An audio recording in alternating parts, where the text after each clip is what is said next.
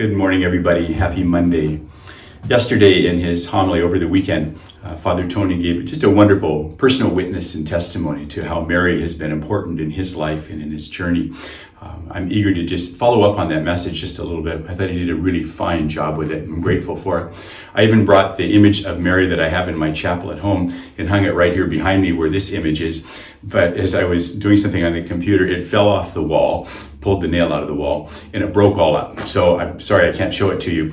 And I'm disappointed because I really like the image. And what I like about the image is it shows Mary holding a baby, and you'd assume it was Jesus. But the artist had pointed out to me years ago that if you notice carefully, there was no image around the head like a halo on Jesus, because it was meant to be an image of Mary holding each one of us, which certainly is exactly what Father Tony was talking about over the weekend, that she's there to pave the way for us to Jesus, to show us the way to her Son. And there's two pieces to this. The theology of Mary, her role in God's plan of salvation, is one piece of it. And we as Catholics hold to that. People of most different Christian denominations would agree that God chose to work in a unique and unparalleled way through Mary to bring Jesus into this world. That's the theology of Mary. We have very clear and very specific ways of talking about that as Catholics. The other piece to that is devotion to Mary. And that's what Father Tony was speaking about more, was the devotion to Mary. Two different pieces there. So it's one thing to accept the theology of Mary. For some Catholics, for many different Christians of other denominations, devotion to Mary is either held in suspicion or somehow not very strong. So a couple things to say about that. One, in the Middle Eastern culture in which Jesus was born, the whole role of the mother was to bring honor to her son.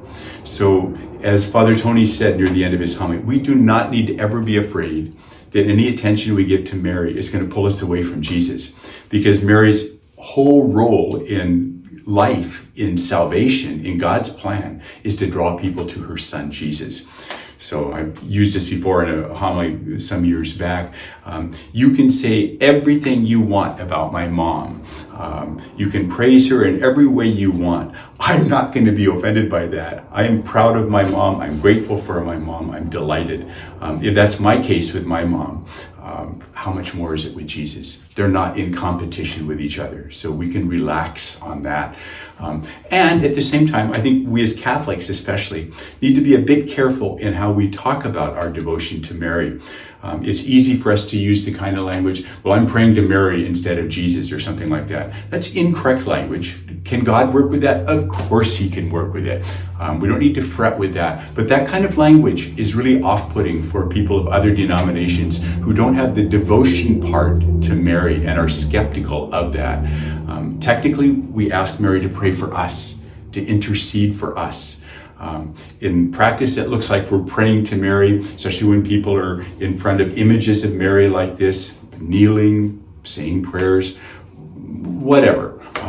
That's fine. But remember, we're always asking Mary to pray for us to her son, Jesus. She knows that, and she's directing it that way, no matter what. So don't fret about that, but be a bit careful in how we use that language, especially around people who don't have that devotional life. And one final little piece I just want to mention this morning. Is it possible to have strong faith in Jesus without any devotion to Mary? Here's my answer. Yes, it is possible.